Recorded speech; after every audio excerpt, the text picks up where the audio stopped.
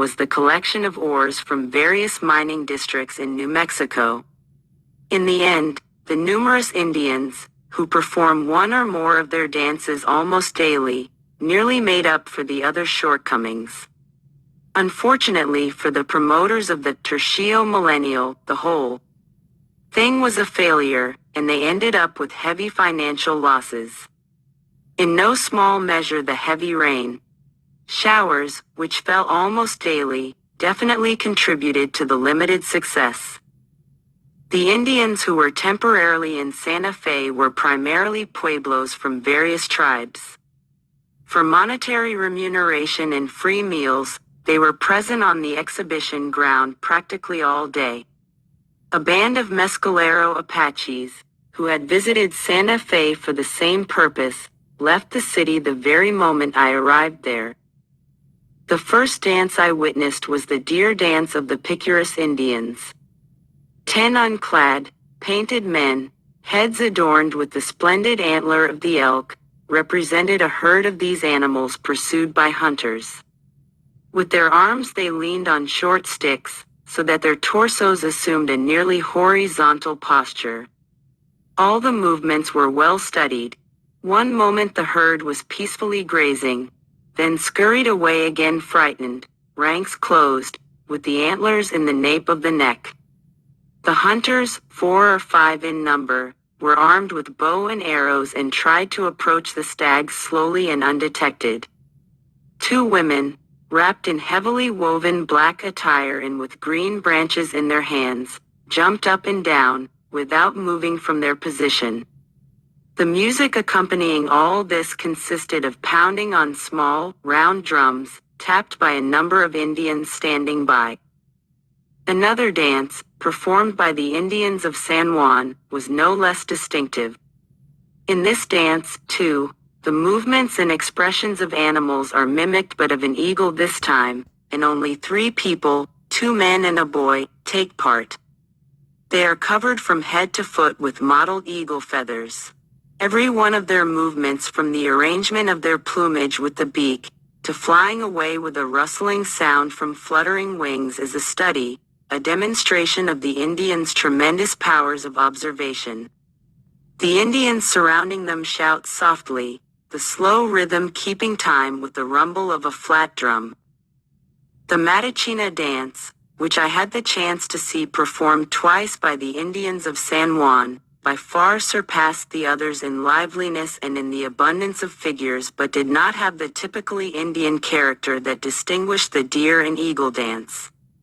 La Matachina, or Los Matachines, actually the clown's dance, or the clowns, is clearly bastardized by Mexican influence, as the name and principal personages, Montezuma and Malinche, indicate.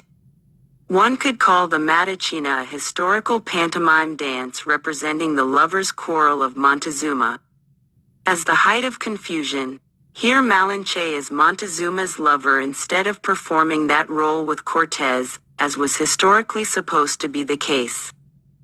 All the dancers, roughly 30 in number, are masked, with the exception of Malinche, represented by the graceful Pueblo girl Recasita. She has heavy, dark, wavy hair hanging loosely over her shoulders. Her small, graceful figure is enveloped in 2 fine white blankets that are sewn together, decorated with broad black borders, but in such a way that the left half of her fine bust and her bare left arm are visible. On her foot she wears leather moccasins. Montezuma, wearing a 229. Copyrighted material. Chapter 6. Black Mask, is wrapped in colorful garb. The 2 ahuelos, half beast, half devil, have large leather masks completely covering their heads, one black, the other brown, with long ears.